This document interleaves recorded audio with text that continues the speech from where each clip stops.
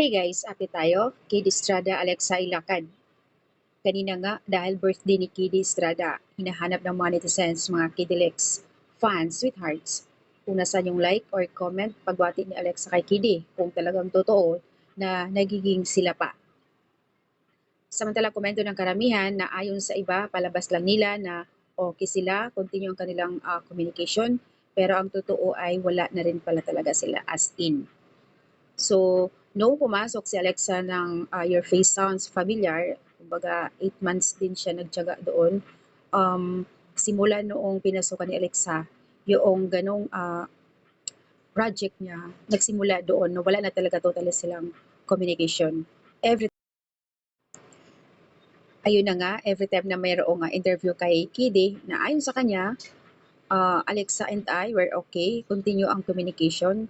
Siguro individual lang yung ganap namin dahil may kanya-kanyang project, busy pareho. So, ayun yung paliwanag ni Kidi.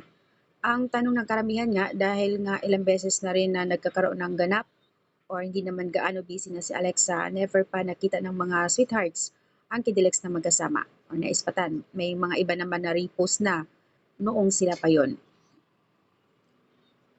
Sa IG story ni Kidi, walang pagbati, walang mang pag-post si Alexa or pagbati kay Kidi ng birthday. So this year lang talaga totally na wala na silang communication. Ayon dun sa isang netizens, maigi na rin yun na wala na sila. Total pareho naman sila mayroong kanya-kanyang project, nakafocus sa bawat isa. Kung sino man ang may problema, wala na tayo doon. Basta importante, tuloy ang kanilang project sa bawat isa. Suportahan na lang natin ang bawat isa sa kanila. Total, noong sila pa ay love team, ay okay naman ang mga fans. So, ayan ang update guys.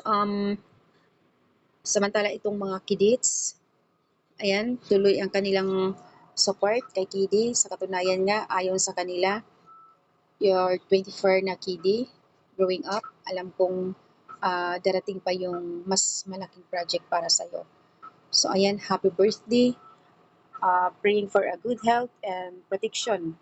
The Lord bless you and keep you. The Lord make this face shine on you and be gracious. Enjoy the new year and new project, new journey to come. Ayan, kung ano man yung mga pinagdaanan, past na yon, ang mahalaga yung presence ngayon. So, kung ano man yung mga pambabash, kulit nila, huwag mo nang intindihin. Kasi alam namin na talagang hindi kayo para sa isa't isa. Hindi nyo deserve para sa isa't isa. So, ayan lang yung update. Ayun dito sa comment. Happiest birthday, Kidits. Kidi boy, napakapugi mo. Talagang si Mommy andyan, and Daddy andyan palagi para sa'yo.